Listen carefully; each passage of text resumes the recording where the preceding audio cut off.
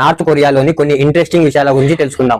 మన దేశంలో అందరూ ఇంటర్నెట్ యూజ్ చేయడానికి అవకాశం ఉంటుంది. కానీ నార్త్ కొరియాలో ఒక ఉన్నత వర్గానికి మాత్రమే ఇంటర్నెట్ యాక్సెస్ చేసే అవకాశం ఉంటుంది. నార్త్ కొరియాలో వారానికి 7 రోజులు పని చేయాలట. కానీ జీతం మాత్రం 6 రోజులకే ఇస్తారు. సెలవు రోజున వాలంటరీగా పనిచేయాలని అక్కడ రూల్. కొన్ని శిక్షలకు ఈ దేశంలో 3 తరాల శిక్షా విధానం అమలులో ఉంటుందట.